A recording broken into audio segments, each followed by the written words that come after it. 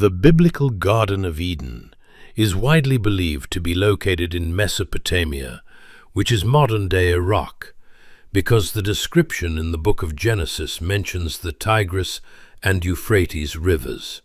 However, the exact location is a matter of debate, and some theories suggest it was in a different area, possibly flooded by the Persian Gulf, or that the story was inspired by the fertile lands of the Fertile Crescent. Abraham was originally from the city of Ur of the Chaldees in ancient Mesopotamia, which is located in modern-day southern Iraq. The biblical text indicates he migrated from there to Haran before his journey to Canaan.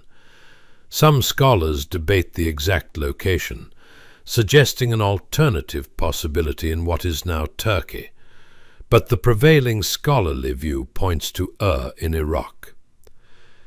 Ozez was born to Israelite parents in Egypt, but fled to Midian, a region roughly corresponding to modern-day Saudi Arabia, after killing an Egyptian. There, he married Zipporah, the daughter of a local priest named Jethro. Moses was born to Israelite parents, Amram and Jochebed, while his people were enslaved in Egypt.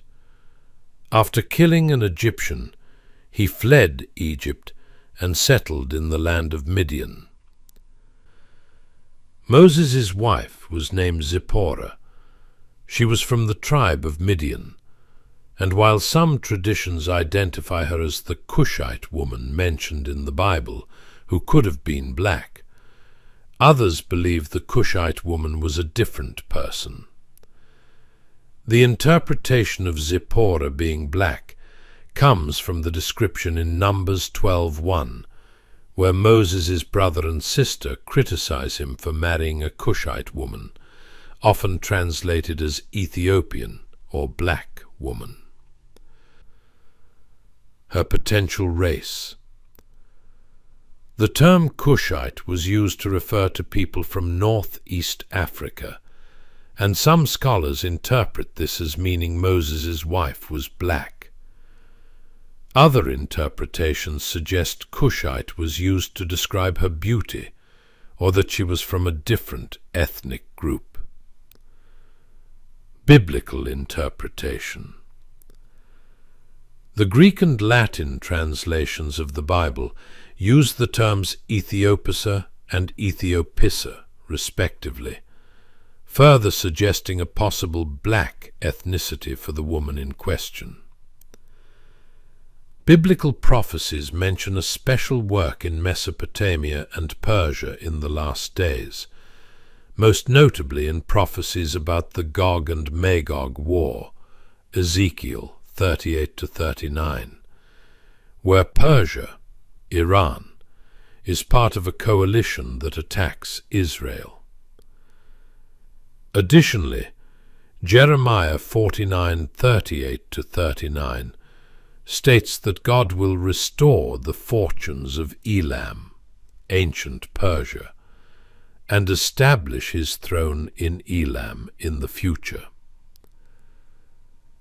Ezekiel 38-39. The Gog and Magog War. Persia's role. Persia is listed as an ally, joining a great coalition led by Gog from the land of Magog, often interpreted as Russia. The conflict.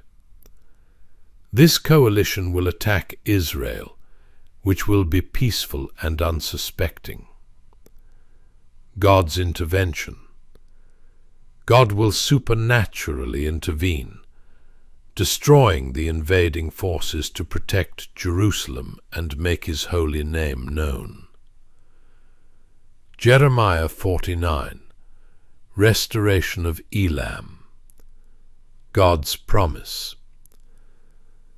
Jeremiah 49:39 is a promise that God will restore the fortunes of Elam in the days to come. Establishment of God's throne. Jeremiah 49:38 adds that God will set his throne in Elam. Interpretation. This is seen by some as a prophecy that God will establish his presence or throne in the region of ancient Elam, modern-day Iran, in the future. The Bible states that God is not a respecter of persons, meaning he does not favor one person or group over another based on factors like race. Acts 10:34-35 says, "I now realize that it is true that God treats everyone on the same basis.